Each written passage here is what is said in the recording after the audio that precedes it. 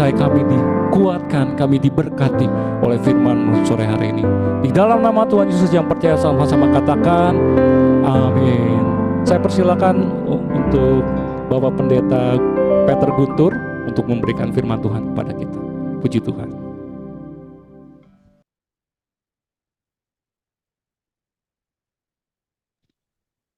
Haleluya. Suara saya jelas nggak ya? Jelas. Soalnya hands-free-nya satunya mati. Oke. Kita mau berdoa dulu ya. Bisa main di pad.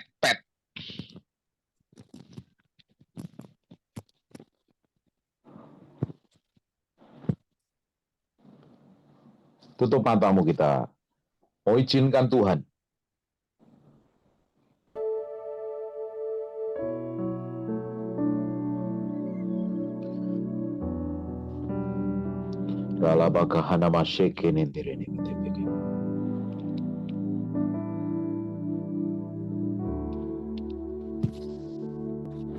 Masing-masing ngomong sama Roh Kudus. Tutup matamu. Fokus sama Tuhan. Bapak, dalam nama Yesus, urapanmu tidak dibatasi tempat, ruang, dan waktu. Sementara musik ini dimainkan, aku berdoa setiap orang yang ikut ibadah ini dijamah Tuhan. Ada hadirat Tuhan yang turun di tempat mereka berada. Aku berdoa kuasa Allah itu mengalir sekarang.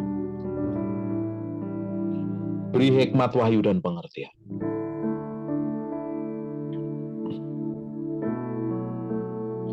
Ralabaka asyikini mendirini mentipika.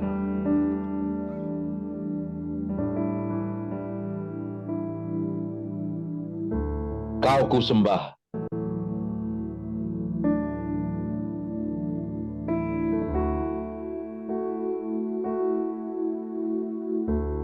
Ralabaka asyikini mentipika.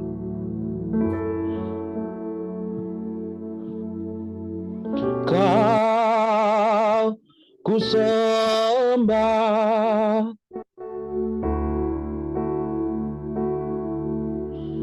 Kau ku sembah,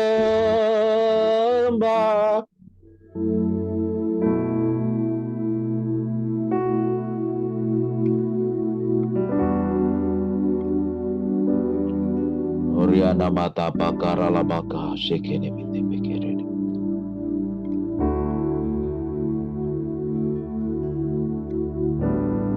Roh Kudus, aku minta hadirat-Mu yang ajaib itu mengalir dari setiap orang yang ikut ibadah ini. Biar pengurapan-Mu turun. Ina bakara labaka shekene mendirene minte bekere. Tuhan,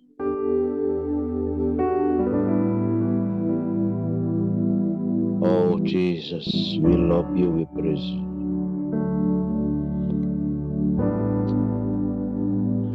Kau ku sembah,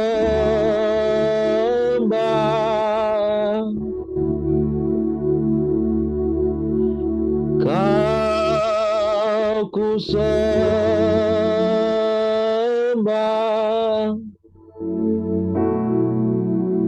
Kau ku sembah,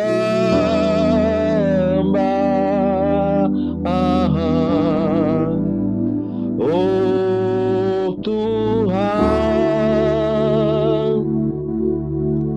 Kau ku sembah, Kau ku sembah,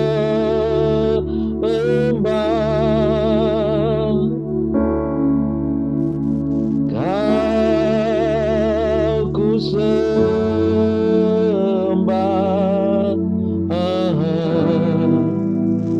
oh Tuhan. Roh Kudus, kami minta hikmat wahyu-Mu turun dalam setiap ibadah kami, Tuhan.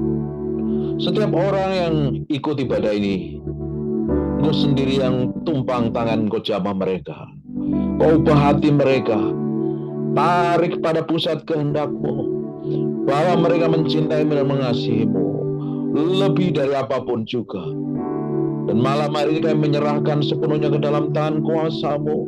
Dan aku berdoa biar kuasa Allah itu tetap tinggal di antara kami. Dan Roh-Mu yang ajaib membuat mata hati kami dibukakan, mengerti kebenaran, berjalan setiap hari mencintai Tuhan, menomorsatukan Tuhan lebih dari apapun juga. Malam hari ini, dan hamba-Mu berdoa, setiap orang ini, Engkau sendiri yang sedang jamah, dimanapun mereka berada. Sekarang hadirat-Mu itu menjamah mereka. Nama Yesus Kristus, aku lepaskan urapan itu turun dari tempat ini. Kuasa-Mu sedang turun menjamah mereka. Dalam nama Yesus Kristus, dalam nama Yesus Kristus, dalam nama Yesus Kristus, dalam nama Yesus. Mekoraba nama sheke ini mendebebebia. Ini mekorolobohono mo shandere ini mendebebebia. Aku berdoa, anugerah, kemurahan, kuasa-Mu tetap tinggal di antara kami, Tuhan. In Jesus' name. In Jesus' name. Terima kasih, Tuhan. Kami mau belajar firman dalam nama Yesus. Semua yang diberkati katakan amin. Amin. Haleluya. Bapak Ibu, ngerasain apa tadi? Coba dibuka. Saya mau pingin reaksi dari Bapak Ibu ikut ibadah ini. Kemana nih orang-orangnya? Halo. Gini, setiap ibadah kita itu kan pengen kenal Tuhan, pengen cari Tuhan, pengen ketemu Tuhan. Kalau kita ibadah hanya sekedar melakukan rutinitas agamawi, kita hanya melakukan jadi orang Kristen yang nggak ngalami Tuhan. Nah, untuk setiap ibadah ini, kita mengharapkan Tuhan sendiri yang hadir. Tuhan sendiri yang beracara, Tuhan sendiri yang melakukan segala sesuatu dalam kehidupan kita. Sehingga waktu kita ibadah, kita ketemu Tuhan. Kalau kita ibadah ketemu Tuhan, hidupmu diubahkan Tuhan. Tapi kalau engkau ibadah nggak memiliki kerinduan, kehausan, dan kelaparan akan Tuhan, orang bisa datang ibadah, pulang nggak dapat apa-apa. Dengar firman-Nya pun biasa saja. Hidupnya dari tahun ke tahun nggak berubah, nggak ngalami breakthrough dan terobosan. Harusnya perjalanan kekristenan kita itu dari hari ke hari berjalan dari kemuliaan satu pada kemuliaan yang lain. Kalau Bapak Ibu rajin dengerin apa yang saya ajarkan di YouTube, di khotbah saya, Bapak Ibu sering dengar kata-kata ini. Kekristenan kita itu setiap hari berjalan dari kemuliaan satu pada kemuliaan yang lain. Harusnya kehidupan kekristenan tambah hari tambah berubah menjadi serupa segambar dengan Kristus. Tapi kalau orang Kristen dari hari ke hari nggak ngalami perubahan, kelakuannya tetap busuk, mulutnya tetap jahat, bisa rajin ibadah, hatinya tidak terpaut dengan Tuhan. Dengerin khotbahnya sekedar dengerin khotbah, pulang ibadah sibuk cari makanan, nggak tahu lagi, nggak inget lagi apa yang dikhotbahkan, sehingga hidupnya nggak ngalami breakthrough dan terobosan. Berjalan bersama Tuhan itu naik, katakan naik. Naik. Berjalan bersama Tuhan itu ngalami setiap hari. Dari level satu pada level yang lain. Dari kehidupan yang satu pada kehidupan yang lain. Ngalami breakthrough terobosan. Ngalami kemuliaan. Kata kitab Korintus dijelaskan kita ini bertolak satu dari iman yang satu kepada iman yang lain. Kita berjalan dari glory, from glory to glory. Dari kemuliaan satu pada kemuliaan yang lain. Dan kita semakin hari semakin dibawa dalam kemuliaan yang semakin besar. Harusnya hidupmu semakin hari memiliki pengaruh, otoritas, kuasa, hikmat, pengertian. Nah, semakin berjalannya dengan waktu tadi, kita semakin menyerupai Kristus. Karaktermu, kelakuanmu, sikapmu, cara pikirmu, keputusanmu semakin hari menyerupai Kristus. Sekarang yang jadi masalahnya kita ini hari ini menyerupain siapa? Kalau ada yang istri, ada suami istri, coba lihat tuh suami istrimu. Sekarang tanyain, selama ini kamu lihat saya siapa? Kristus atau bukan? Lu mana? Yang ada suami istri itu loh. Lihatin pasanganmu. Coba tanya, papi, mami, sayang, cintaku, negeriku, rayuan pulau kelapaku, selama ini kamu ngelihat Tuhan di saya apa enggak? Coba tanya, lu mana istrinya? Yang suami istri itu? Kamu tuh ngelihat Tuhan atau ngelihat setan? Harusnya tambah hari kita kenal Tuhan, orang di sampingmu ngelihat Tuhan. Harusnya orang di sampingmu bisa menikmati Tuhan yang manifestasi melalui diri kita. Betul nggak? Kalau itu nggak terjadi, ada yang salah dengan kekristenan kita. Kita perlu bertobat hari ini. Kita perlu berubah. Saya sering kali ngomong begini. Saya akan berhenti jadi hamba Tuhan kalau istri saya nggak menikmati hidup saya sebagai hamba Tuhan. Percuma dong. Saya ngajar, saya khotbah, tapi istri saya nggak menikmati hidup saya. Saya pastikan istri saya bahagia dengan hidup saya. Saya pastikan keluarga saya menikmati Tuhan melalui hidup saya. Dan saya pastikan orang-orang di sekitar kita, di sekitar saya, terutama harus melihat manifestasi kuasa Tuhan yang mengalir dalam kehidupan saya sehari-hari. Real kekristenan yang sejati itu memanifestasikan kuasa Allah di muka bumi melalui tindakan, sikap, perbuatan kita. Katakan amin. Katakan amin. Karena kekristenan tanpa menghidupin kebenaran, palsu. Kita bisa datang ibadah, kita bilang haleluya, sampai air mata beler-beler kemana, ingus juga ikut turun, tapi praktek hidupnya kita nggak jadi berkat, percuma dan sia-sia. Kata Yesus ngomong begini, kalau kamu mengasihi aku, kamu akan melakukan segenap firman-Ku. Tapi kalau kamu ngomong cinta Tuhan toh, tapi kelakuanmu tidak mencerminkan kemuliaan Tuhan, percuma dan sia-sia. Dan hari ini kita mau belajar, dimulai dari kita menaruh pikiran kita ini sepenuhnya kepada Kristus. Ini loh, banyak orang lemahnya di area pikiran, nggak bisa ditaklukkan kepada Kristus. Kalau pikiran ini nggak ditaklukkan kepada Kristus, pikiran kita ini mengembara kemana-mana. Kita doa pun juga nggak bisa fokus sama Tuhan. Banyak orang ketika berdoa pikirannya melayang-layang, oh, kompornya udah dimatiin belum ya? Itu mobil udah dikunci belum, pagernya segala macam. Berapa banyak yang alami kayak begitu? Kok nggak ada? Wah, ini kudus suci tak bercacat celah semua ini kelihatannya. Kita tuh perlu menaklukkan pikiran kita ini setiap hari kepada Kristus. Kalau pikiran kita ini nggak sejalan dengan Kristus, kita menjadi orang Kristen yang kedagingan dan duniawi. Karena medan peperangan yang dihajar setan itu di area pikiran kita. Kalau pikiran ini nggak selaras dengan firman, kita bisa jadi hamba Tuhan, kita bisa jadi jemaat yang rajin ibadah pagi, siang, sore, petang, dan malam, ikut doa fajar, ikut doa siang, dan lain sebagainya. Tapi kalau pikiran kita nggak selaras dengan Kristus, kita bertindak, berbuat persis seperti orang dunia. Kalau kita berbuat dan bertindak seperti orang dunia, ya hidup kita nggak mencerminkan kemuliaan Tuhan. Bagaimana bisa mencerminkan kemuliaan Tuhan? Bapak Ibu, Tuhan tuh mau memanifestasikan kuasanya melalui seluruh hidup kita. Dan itu dimulai dengan penyerahan diri kita sepenuhnya. Kalau kita jadi orang Kristen nggak menyerahkan diri kita nih sepenuhnya kepada Kristus, kamu akan dikuasain daging. Kamu rajin ibadah, kekristenanmu hanya menunjukkan bahwa kamu hanya orang yang agamawi, padahal karakternya tetap busuk dan jahat. Tuhan mau bertahta, memerintah, berkuasa sepenuhnya dalam diri kita. Katakan amin. Coba dada dulu, biar ada responnya. Oh iya, terima kasih. Kita masih tetap berjalan, enggak sampai jumpa. Ini kita perlu sekali menaklukkan hati ini sepenuhnya di hadapan. Kita perlu naruh hati kita ini sepenuhnya di hadapan Tuhan. Dan kalau kita menyerahkan sepenuhnya di hadapan Tuhan, sepenuhnya loh ya.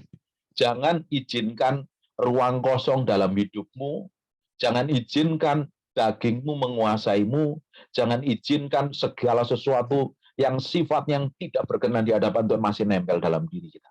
Ujung dari hidupmu tidak akan bisa dipimpin Roh Kudus.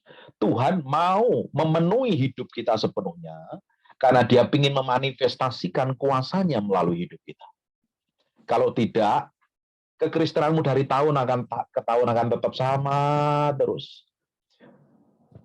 Yang harus berubah itu kita. Yang tidak pernah berubah itu Yesus Kristus. Jangan kita coba-coba ngikutin dari dulu, sekarang, dan selamanya tidak berubah. Itu Yesus. Kita yang harus berubah. Katakan amin.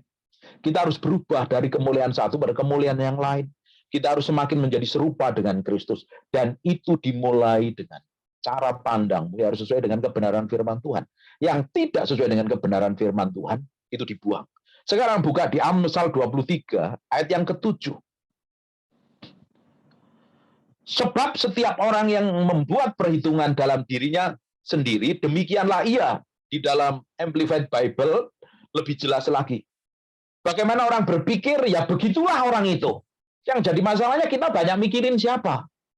Katanya, hukum yang pertama dan terutamalah, kasihlah Tuhan Allahmu dengan segenap hatimu, dengan segenap kekuatanmu, dengan segenap akal budimu. Itu adalah hukum yang pertama dan terutama. Harusnya Tuhan yang menempati dalam diri kita sepenuhnya. Tapi kebanyakan kita ini seringkali ngeblank nih, nggak mikir apa-apa. Apalagi kalau ngadapin masalah, sumpek yang dipikirin apa? Pikirin janji Tuhan atau pikirin masalahnya? Kalau lagi kesel dengan pasanganmu, kamu lebih banyak mikirin siapa? Mikirin pasanganmu yang nyebelin atau mikirin janji Tuhan? Halo? Kebanyakan kita lebih banyak mikirin emosi kita, mikirin hal yang tidak penting. Harusnya yang pertama kita pikirin adalah janji Tuhan ketika Bapak Ibu ngadepin masalah. Kalau kita ngerti ini saja, hidupmu nggak pernah khawatir, nggak pernah stres, nggak pernah bingung. Kamu ngadapin masalah kayak apapun, kamu bisa relax dan enjoy. Kamu nggak mikirin apa-apa. Yang kamu pikirin hanyalah bagaimana saya mau berpikir seperti Tuhan berpikir, bagaimana saya bertindak seperti Tuhan bertindak. Kalau Bapak Ibu ingin tahu aslimu seperti apa, lihat aja apa yang keluar dari mulutmu. Itu kan berasal dari hatimu. Seseorang yang ketahuan aslinya seperti apa, lihat aja dari apa yang diucapkan, apa yang dikatakan. Harusnya diucapkan, dipikirkan, dikatakan. Itu seperti Filipi 4 ayat 8. Lo pikirkanlah perkara yang baik, setiap didengar, patut dipuji, disebut kebajikan. Itu yang harus kita pikirkan. Sehingga waktu kita bertindak, waktu kita berkata-kata, tepat seperti yang Tuhan mau. Bukan seperti yang kita mau. Kalau kita bertindak semau kita sendiri, berarti pikiran kita bukan memakai pikiran Kristus. Bapak Ibu ingin tahu kehidupan kekristenanmu yang sejati seperti apa? Coba lihat aja, setiap reaksimu, setiap tindakanmu, setiap kata-kata yang keluar dari dirimu itu loh apa sebenarnya? Apakah benar-benar berkata-kata seperti firman? Apakah benar-benar bertindak seperti firman? Ingin tahu posisi rohani kita seperti apa di hadapan Tuhan? Lihat reaksimu pertama kali yang keluar dari bibirmu waktu kamu ditekan, waktu kamu dipersalahkan, waktu kamu difitnah, waktu kamu dituduh, waktu kamu diperlakukan buruk. Apa yang keluar dari mulutmu? Itu yang nempel di dalam pikiranmu. Kalau kita semakin hari semakin kenal Tuhan, yang keluar dari mulutmu tuh pikirannya Kristus, tindakannya Kristus, perkataannya Kristus. Itu yang membuktikan bahwa hidup kita ini semakin hari semakin dewasa di dalam Kristus. Dewasa di dalam Kristus itu nggak ada hubungannya dengan umurmu. Harusnya kita tambah umur akan tambah bergaul dengan Tuhan, tambah dewasa dong. Tapi pada kenyataannya kita temuin orang-orang tua, tambah hari bukan tambah powerful, tambah kuat, tambah pikun. Kenapa kok bisa seperti itu? Itu kan prinsip dunia. Kata Alkitab katakan tambah hari tambah kuat kok, tambah hikmat kok. Bagaimana mungkin kita nempel dengan Tuhan tambah hari tambah pikun? Tidak mungkin dong. Saya punya guru rohani namanya Marilyn Hickey. Dia umurnya mungkin sudah 100 tahun kali. Waktu saya masih dekat sama dia waktu itu umur 95 tahun. Dia hafal kitab Wahyu. Dia hafal kitab Mazmur. Ditambah umur segitu. Tapi kita lihat orang-orang yang mudanya tidak pernah bergaul dengan Tuhan. Mudanya waktunya dihabiskan dengan semua perkara duniai. Umur 70, 80, 50, 85 udah pada pikun semuanya. Harusnya kan kita tambah hari tambah kuat.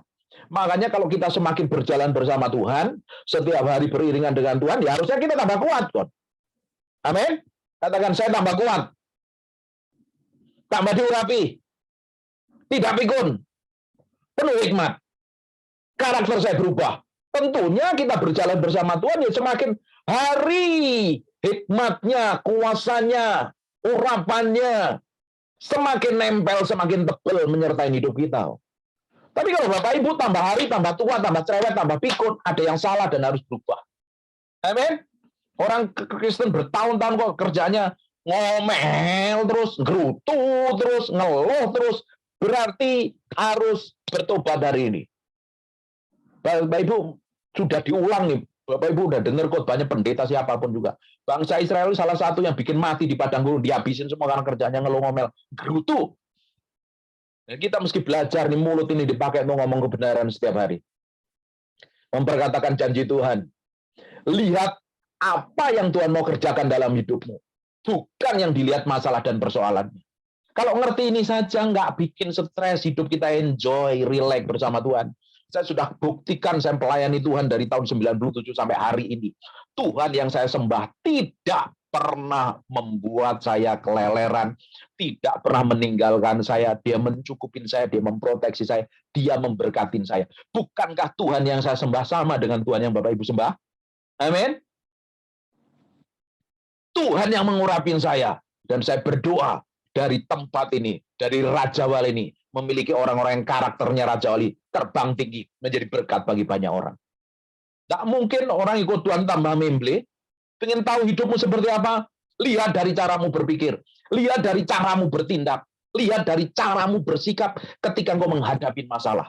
Kalau pikiran ini nggak ditaklukkan kepada Kristus, pikiran ini akan dipakai setan, dihajar setan, dikuasain setan. Kita pakai pola pikir duniawi, kita pakai cara pandang orang dunia, bahkan prinsip dunia kita pakai, sehingga tindakan kita, sikap, dan perbuatan kita tidak mencerminkan kemuliaan Tuhan, malah seperti orang dunia, bahkan kedagingan.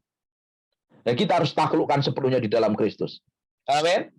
Kalau engkau tetap, dan hari ini saya berdoa benar-benar ini praktek firman ini, nanti kalau tiba-tiba lagi mau keluar makan, mobilmu disenggol orang, apa reaksimu kira-kira? Oh, enggak. Mobilnya diproteksi, dijagain malaikat ya. Tiba-tiba ada orang yang ngeselin hidupmu, kira-kira apa reaksimu?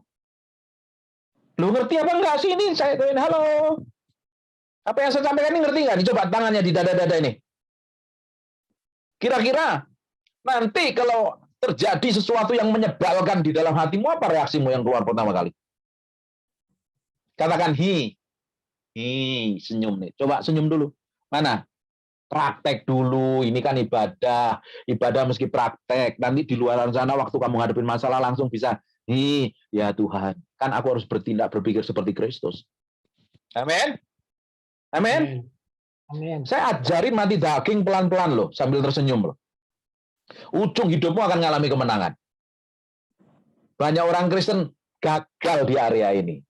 Banyak orang Kristen dikuasain oleh emosinya meledak. Ya sudah sih pelayanan bertahun-tahun. Sudah jadi worship leader, sudah khotbah, sudah ikut persekutuan doa, sudah ikut jadi pengerja, jadi full-timer di gereja, tetapi nggak bisa menaklukkan pikirannya kepada Kristus. Lebih mudah emosinya ngontrol dan mengendalikan. Membuktikan bahwa dirinya bukan dikuasain Kristus sepenuhnya, tapi dikuasain oleh daging.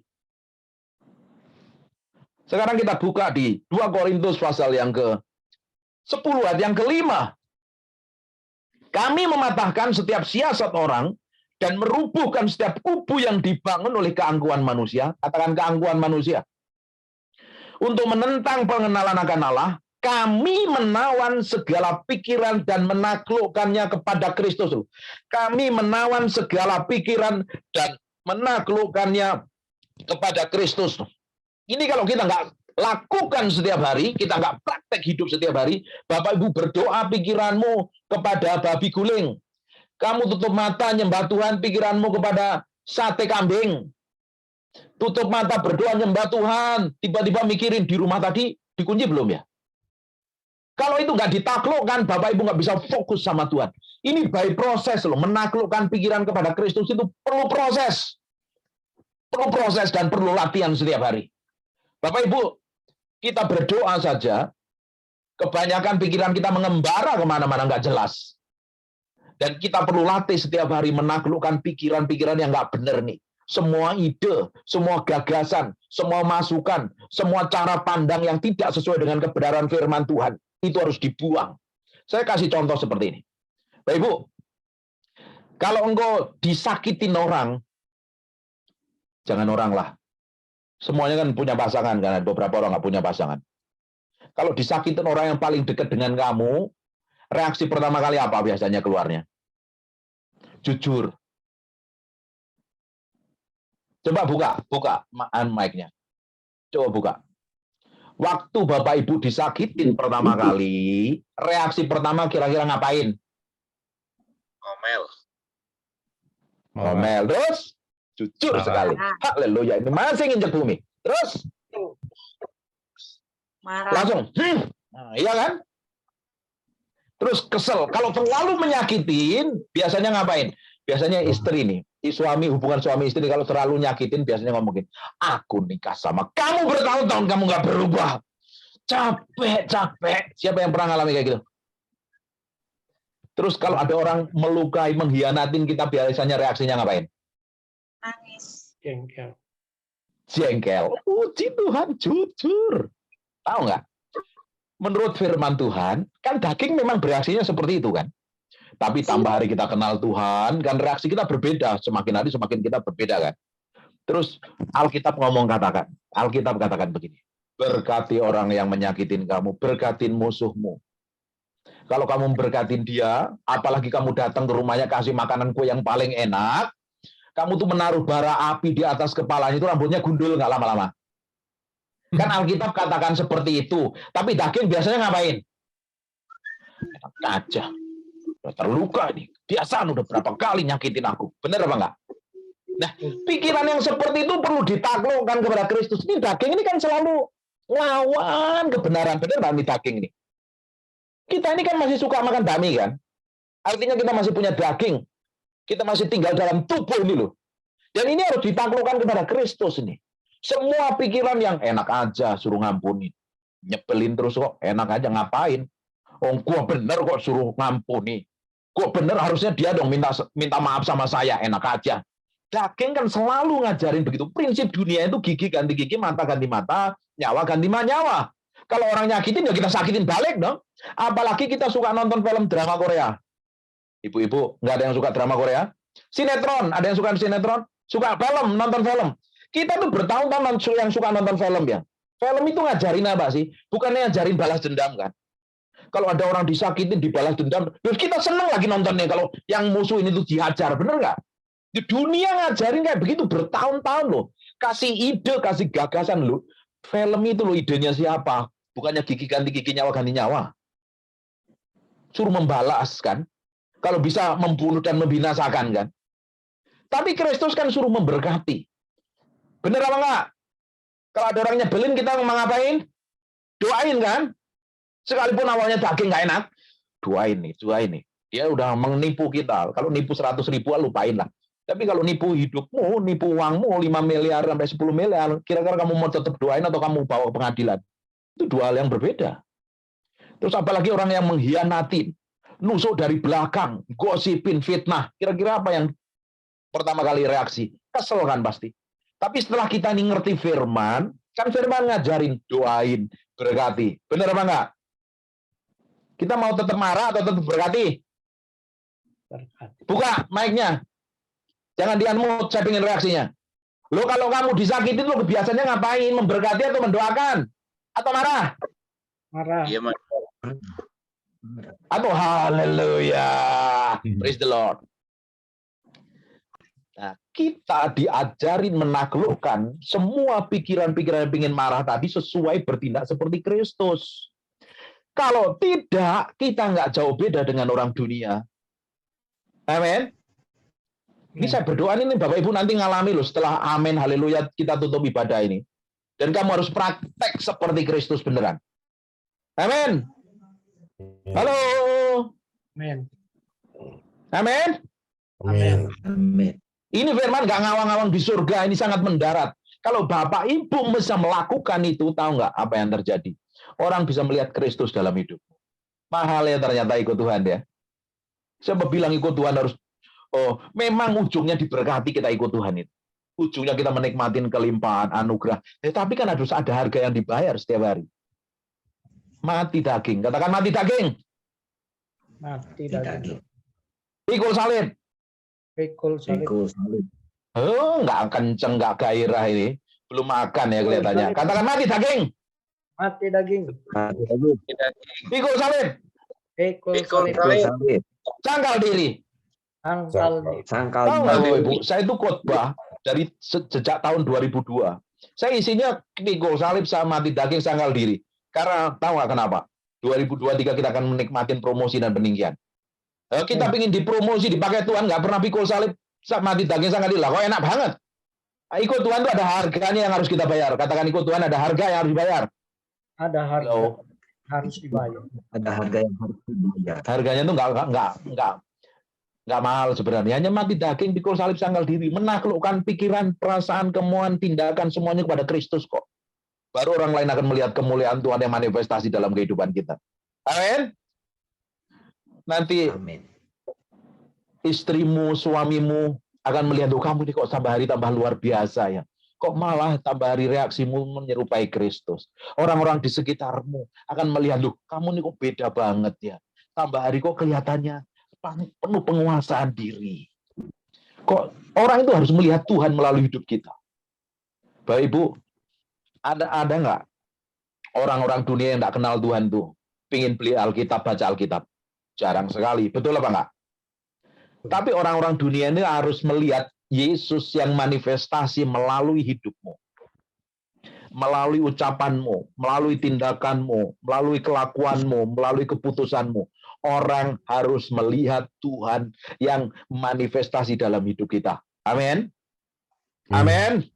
Amin. Amin. Kalau orang dunia bisa melihat manifestasi Tuhan melalui semua yang kita perbuat, orang akan banyak percaya kepada Tuhan.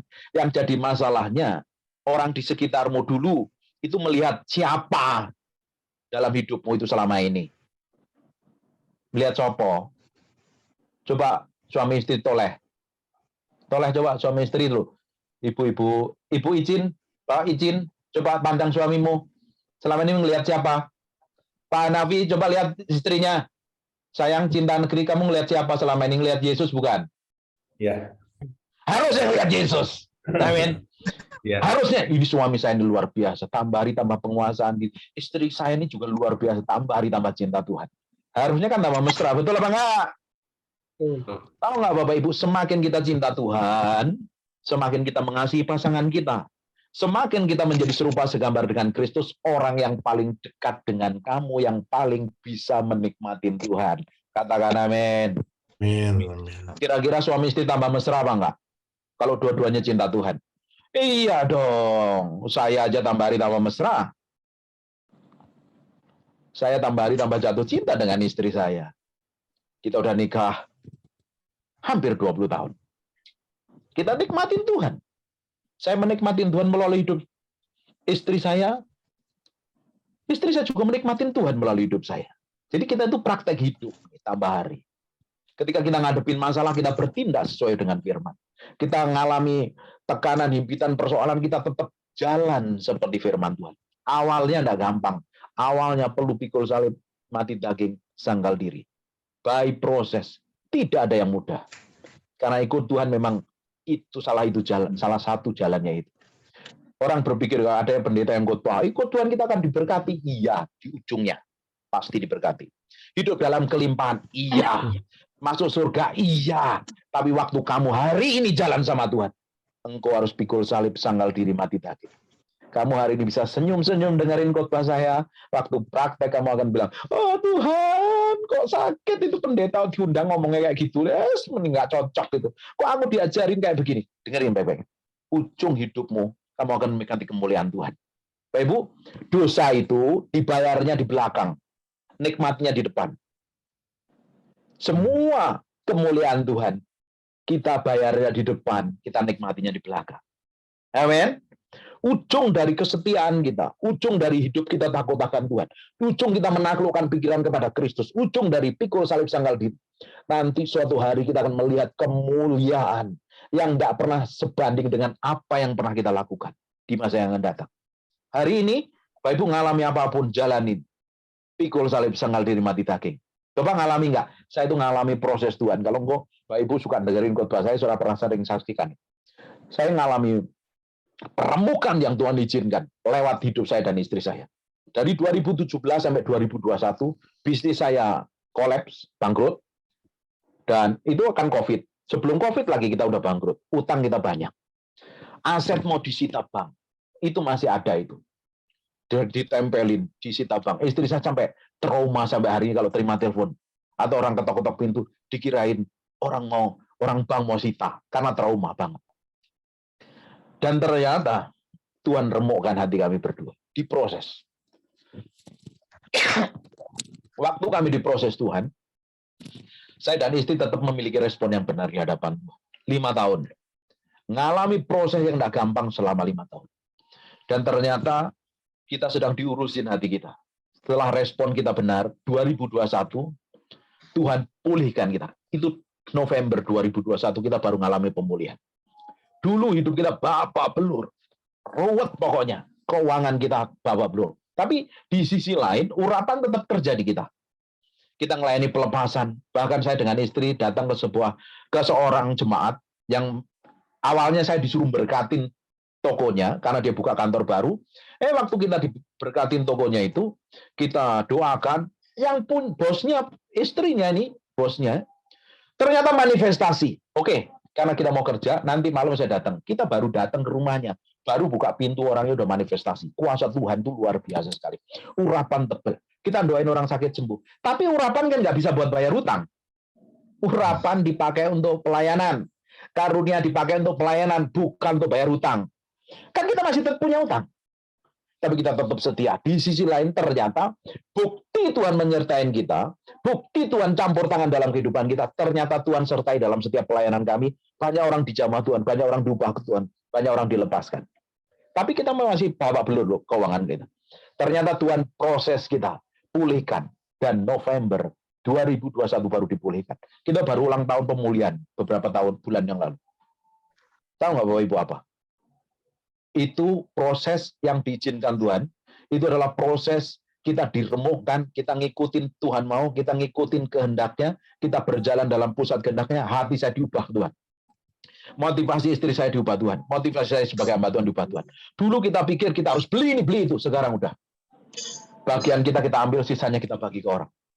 Dan itu memberkati banyak orang. Saya udah nggak pingin apa-apa. Saya pikir kita cukup hidup bahagia. Udah more than enough, cukup. Kita hanya nyenengin hati Tuhan aja. Tapi tetap, saya sebagai hamba Tuhan tanggung jawab. Saya punya usaha, saya juga harus tanggung jawab dengan semuanya yang Tuhan percayakan dengan saya dengan sepenuh hati. Dari situ Tuhan bawa kita naik level. Dan saya percaya. Karena Tuhan ubah saya, Bapak Ibu mau dengerin khotbah saya. Itu by proses. Ikut Tuhan itu tidak mudah. Langsung ujuk-ujuk dipakai Tuhan, dipromosi Tuhan, diurapin Tuhan. By proses. Namanya mati daging, pikul salib, sanggal diri. Nyangkalin semua perbuatan yang tidak sesuai dengan kebenaran, ditaklukkannya kepada Kristus. Pikiran yang duniawi, pikiran yang nggak sesuai dengan kebenaran firman Tuhan, ditaklukkannya kepada Kristus. Dan itu butuh proses. Bapak Ibu berdoa saja. Ketika Bapak Ibu berdoa, pertama kali, ayo kita praktek ya. Coba tutup matamu, kita coba berdoa. Tuh, 2, 3, tutup matanya, berdoa. Amin. Sekarang barusan tadi mikirin apa? Pikiranmu melayang-melayang atau fokus sama Tuhan? Ayo, jujur. Saya mikirin Yesus, Pak, di surga. Atau pikiranmu, ngomong apa ya tadi? Ngeblank. Kita itu kadang berdoa pun, kita perlu melatih, menaklukkan pikiran ini kepada Tuhan. Loh. Kita tutup mata, pikiran kita bisa melayang kemana-mana. Ngerti nggak? Yang alo-abar lagi berisik. Tapi oke lah, nggak usah. Nah, kita berdoa ini pun, kita perlu menaklukkan pikiran ini kepada Kristus. Bapak Ibu berdoa 5 menit. Berdoa, siapa yang berdoa 5 menit? Nggak ada, ini kelihatannya 1 jam di atas semuanya. Kelihatannya mukanya pendoa dan penuh urapan semua soalnya. Kita berdoa 1 jam, itu peperangannya 45 menit.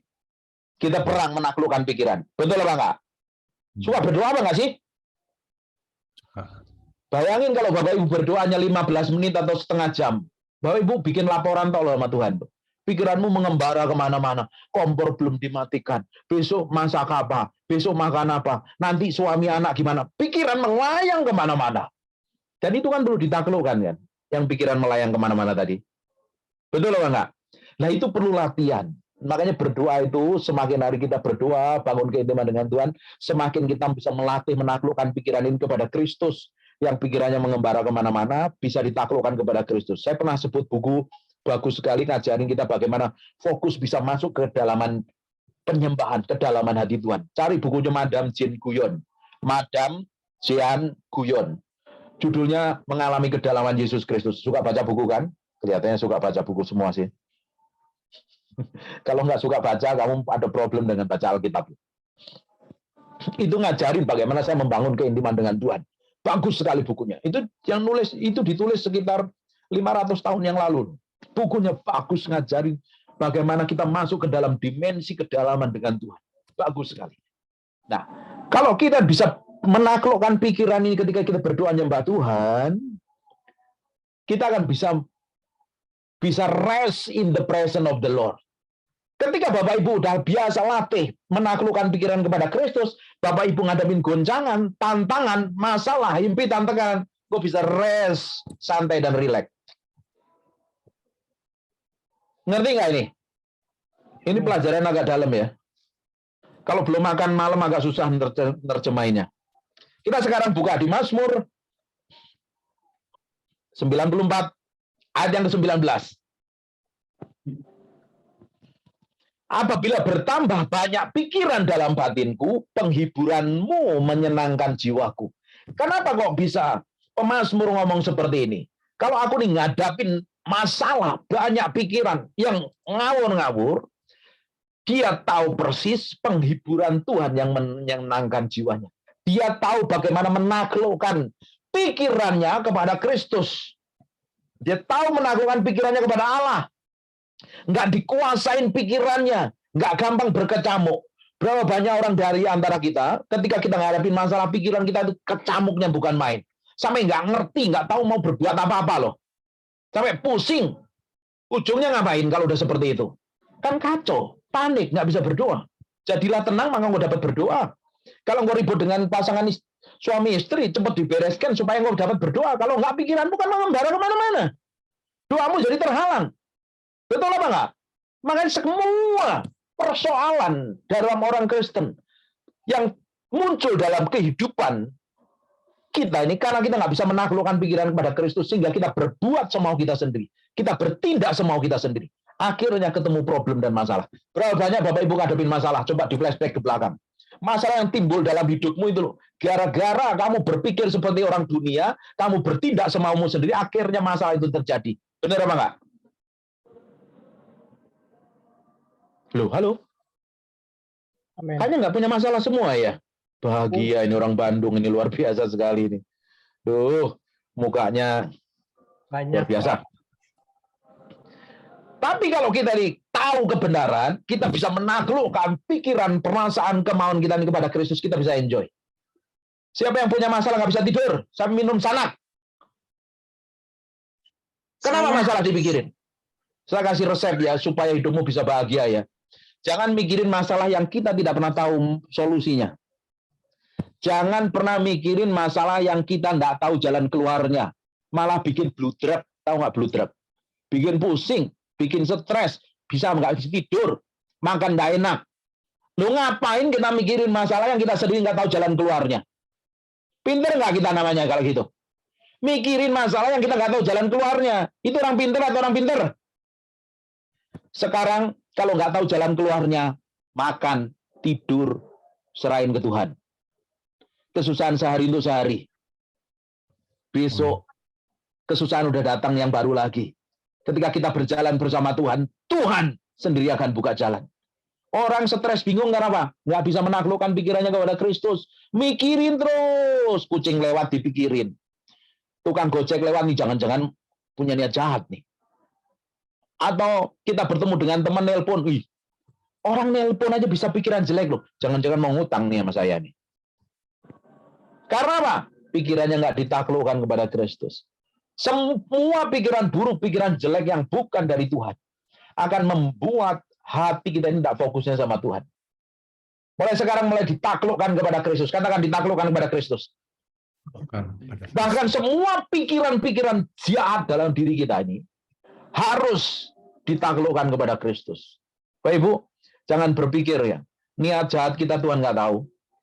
Berapa banyak di antara kita tiba-tiba dalam hal tertentu kita sembunyikan perbuatan jahat kita. Mungkin kita sembunyiin hal itu dan pasangan kita nggak pernah tahu.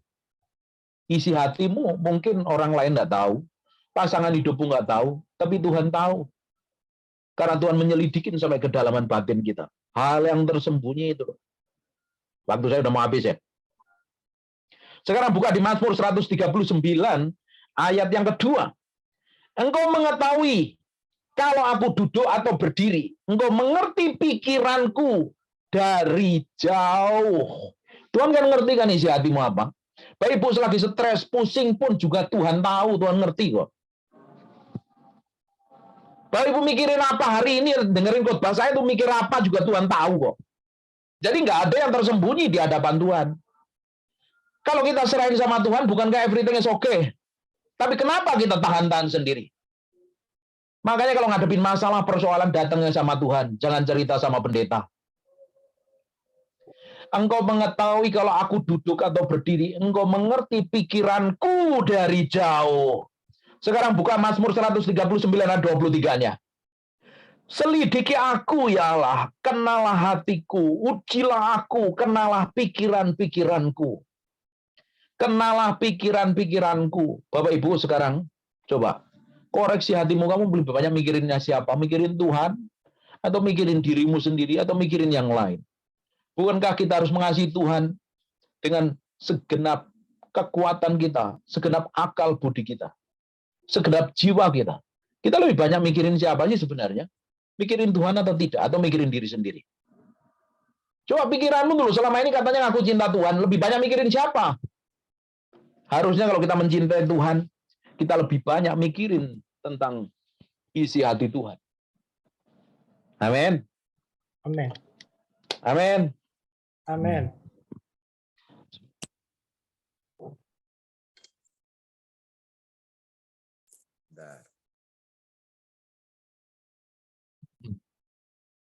Halo? Dengar? Dengar, Ya. Pak. Oke. Dengar. Katanya kita mengasihi Tuhan. Sekarang coba kita tanya sampai kedalaman batin kita sendiri. Selama ini kita banyak mikirin siapa? Siapa yang punya masalah? Masalahnya gede banget. Nggak ada kan? Orang diberkatin semua, nggak punya masalah lah. Siapa yang banyak mikirin hal lain selain Tuhan? Bapak Ibu tahu nggak? Kita ini seringkali pikiran kita tuh ngeblank, nggak mikirin apa-apa kan? Atau saya aja? Bapak Ibu pernah ngalami nggak? Kita kadang nggak mikirin apa-apa kan? Ya kita asal jalan aja. Padahal harusnya pikirannya dipenuhi dengan Tuhan, koneksi dengan Tuhan. Kalau kita bisa menaklukkan pikiran kepada Tuhan, Bapak Ibu berjalan setiap hari, koneksi, ngobrol dengan Tuhan. Tambah hari, engkau bertindaknya hati-hati.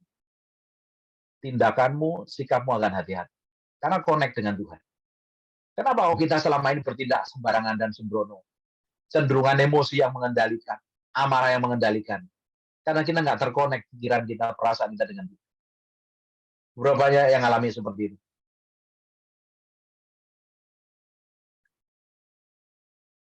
Sekarang buka di Efesus 4 ayat 23.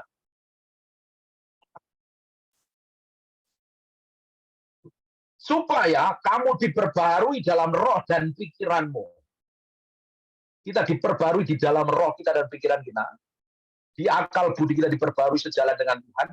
Baru kita akan bisa mengalami seperti yang Paulus alami. Ketika Paulus mengambil keputusan, di Kisah Para Rasul 15 ayat 28 dikatakan begini. Sebab adalah keputusan Roh Kudus dan keputusan kami. Berarti kalau dia keputusan Roh Kudus dan keputusan kami, ini orang memiliki kepekaan yang tajam dengan Tuhan apa enggak? Bapak Ibu, semua masalah yang Bapak Ibu hadapi alami ini selama ini, kira-kira masalah itu Karena engkau salah ngambil keputusan, ikutin hawa nafsumu, bukan ngikutin kehendak Tuhan. Berapa banyak masalah yang ditimbulkan karena keputusan kita yang ngawur dan sembrono? Berapa banyak? Pernah ngalami nggak? Coba angkat tangannya. Kita ini ngambil keputusan yang salah, ternyata itu bukan dari Tuhan. Akhirnya menimbulkan persoalan dan masalah. Betul apa enggak? Kan harusnya kita dengar suara Tuhan, kita lakukan. Udah pasti berhasil dan sukses. Betul apa enggak? Yang jadi masalahnya kan kita nggak bisa pekan dengar suara Tuhan. Kita ngikutin ego kita, ngikutin amarah kita, ngikutin emosi kita. Sehingga kita nggak sejalan dengan apa yang Tuhan mau. Kita nggak bisa mengambil keputusan sejalan dengan Kristus. Alkitab katakan kan, kalau kita ini benar-benar berjalan seperti apa yang Tuhan mau, apa saja yang dikerjakan tanganmu, Tuhan bikin berhasil. Amin. Amin. Harusnya, apa saja yang kita pegang, Tuhan bikin berhasil. Tapi pada kenyataannya, malah kita banyak bikin problem dan masalah. Karena apa? Kita ngambil keputusan semau kita sendiri. Kita bertindak semau kita sendiri. Harusnya kita ngalami seperti apa yang Paulus katakan. Sebab keputusan Roh Kudus dan keputusan kami. Orang yang dipimpin roh, orang yang ngerti kehendak Tuhan, orang yang menaklukkan pikirannya kepada Kristus, semua tindakannya, sikap, dan perbuatannya sejalan seperti yang Roh Kudus mau. Orang-orang model kayak begini kira-kira apa yang terjadi? Diberkati Tuhan apa enggak? Menyenangkan hati Tuhan apa enggak? Amin. Bukankah yang kita kejar hari ini adalah perkenanan Tuhan, bukan yang lain? Beberapa minggu yang lalu saya ngajar tentang kitab Esther. Itu berbicara tentang perkenanan akan Tuhan. Bagaimana kita itu menyenangkan hati raja. Bapak Ibu, kalau kita ini didapati bisa menyenangkan hati raja kita, berkenan di hadapan Tuhan, apa saja yang kamu kerjakan Tuhan bikin berhasil. Yang jadi masalahnya kan kita pakai pola pikir kita sendiri kan, cara pandang kita sendiri. Kita ngadepin masalah, kita pakai cara pandang kita sendiri, cara pandang dunia, dan ujungnya ketemu problem dan masalah. Hari ini mesti belajar. Kalau masih kedagingan, ngikutin cara pandang dunia, masih emosian, masih kepahitan, gampang tersinggung, gampang marah, kayaknya nggak ada nih, orang Bandung nggak ada yang tersinggung dan marah. Halo. Halo.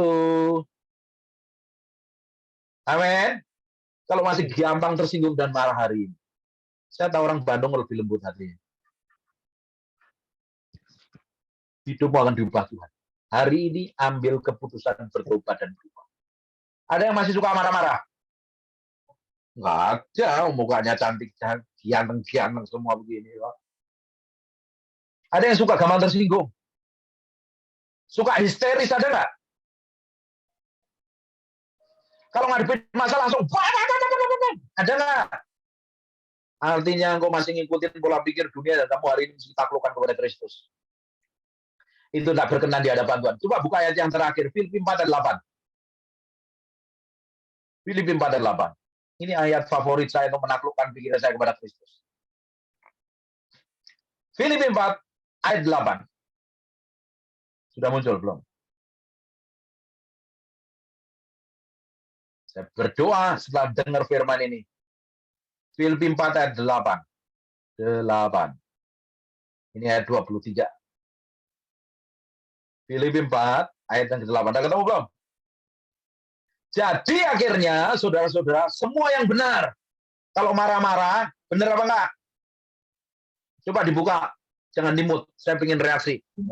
Kalau Bapak Ibu hadapi masalah, Bapak Ibu marah-marah, itu sesuai firman apa tidak? Tidak. Ya.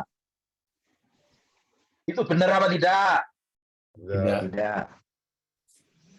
Jadi sekarang tahu bertindak kan? Semua yang mulia, kalau ngamuk-ngamuk, ngomong kotor, mulia apa tidak? Tidak. Semua yang adil, semua yang suci, semua yang manis. Katakan manis. Manis itu simpel kok. Coba senyum dulu deh. Suka ngelihat orang senyum atau suka ngelihat orang cemberut?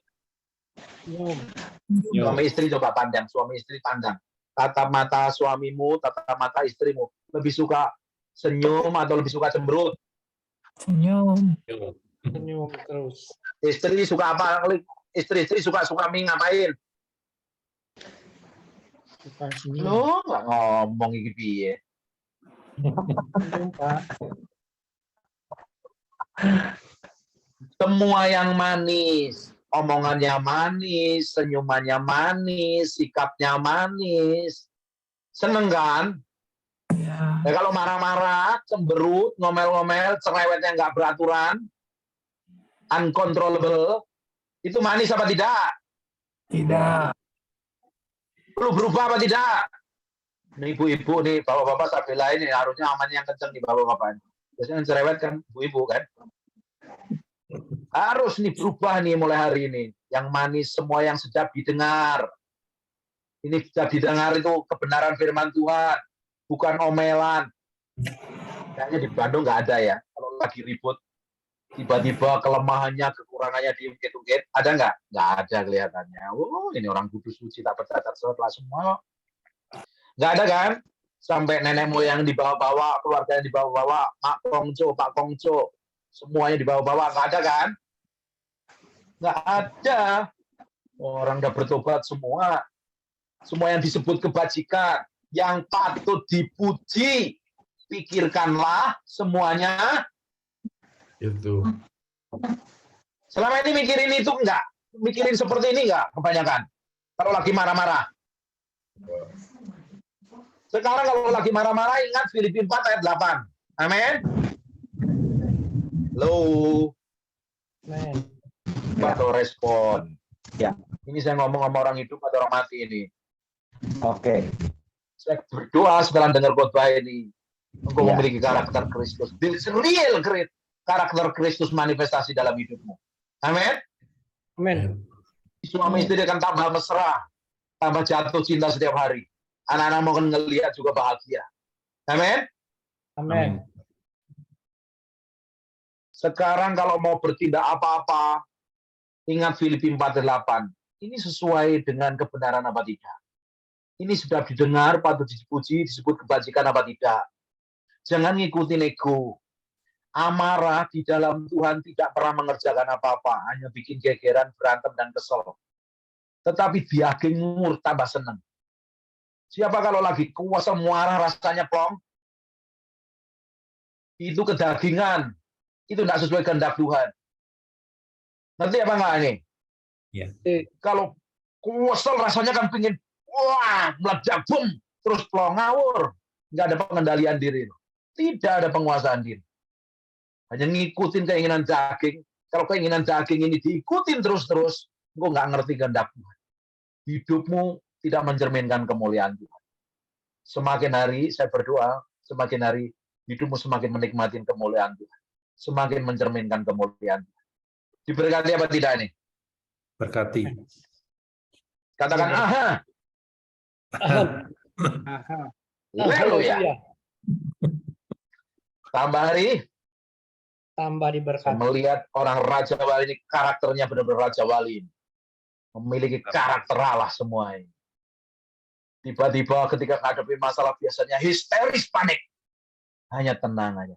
Tuhan, karepmu apa? Wis tak ikutin aja. Karepmu apa Gusti Yesus? Wis tak melok wae. Wis tak ngikut. Apa katamu saja Tuhan. Selama ini kalau masih gampang histeris, panik, jerat-jerit nggak jelas, kamu belum menaklukkan pikiranmu kepada Kristus. Mulai hari ini menaklukkan kepada Kristus. Senyum dulu. Coba senyum. Yang manis sama Tuhan itu. Oma, senyum dulu Oma. Biar tambah awet muda Oma. Hari ini belajar pikul salib, mati daging, sangkal diri ya. Ujungnya kau akan menikmati kemenangan. Kamu menghadapi masalah apapun, kamu akan menang. Karena banyak orang Kristen gagal di area ini, hidupnya bukan tambah bahagia, tambah babak belur. Kalau kita nggak bisa menaklukkan pikiran ini sepenuhnya kepada Kristus, hidupmu tambah babak belur. Gampang stres, gampang panik, gampang kacau, gampang gegeran dan berantem. Mulai hari ini, ngadepin apapun senyum aja. Oh, aku tahu kok. Ini nggak sedap didengar. Ini nggak patut dipuji. Ini nggak disebut kebajikan. Oh, ini nggak mulia, nggak suci. Terus aku nggak mau pikirin. Aku mau pikirin tentang janji Tuhan. Bapak Ibu kalau ngadepin masalah, kebanyakan mikirin apa? Oh, iya ya Tuhan. Gimana ini? Gimana nih? Berapa banyak yang mikirin kan? Sekarang mikirin. Tuhan, janjimu atas setiap masalahku itu apa? Siapa yang punya suami belum berubah karakternya? Nggak ada. Di sini udah bertobat semua soalnya. Kalau ada suami-suami yang bertobat atau istri yang belum bertobat, yang diingat-ingat janji Tuhan tentang suamimu, tentang istrimu, tentang anakmu. Janji Tuhan atas dia apa? Dipakai Tuhan, diurapin Tuhan, dipulihkan Tuhan, diberkatin Tuhan. Ngerti nggak? Tapi kalau kamu ingat-ingat, wah dia nyebelin, jengkelin, wah bencek, luar biasa. Wah, akhirnya enak, akhirnya malas. Yang kita mulai selaraskan ini, pikiran ini, sejalan dengan Kristus. Hidupmu akan bahagia. Hidup enjoy, nikmati. Sekalipun mengalami tekanan pimpinan, aku tahu Tuhan berjanji. Janjinya aku percayai dan Tuhan pasti genap. Amin. Amin. Diberkati apa enggak? Diberkati. Angkat tangan yang diberkati Tuhan. Udah sejam belum ini? Belum ya? Ya, Pak. Sekarang kita mantraikan dalam doa dulu, baru nanti Bapak Ibu kalau ada yang mau tanya ya. Itu tutup matamu. Bapak dalam nama Yesus kami mantraikan firman-Mu dengan darah anak domba, nempel dalam hati kami berhari-hari, berminggu-minggu, berbulan-bulan, bertahun-tahun. Firman menjadi kehidupan. Dan setiap orang yang ikut ibadah ini diberkatin Tuhan. Diberkatin Tuhan. Ngalami Tuhan. Ngalami breakthrough. Ngalami teroboskan. Dibawa menjadi serupa segambar dengan Kristus. Dalam nama Yesus. Haleluya. Amin.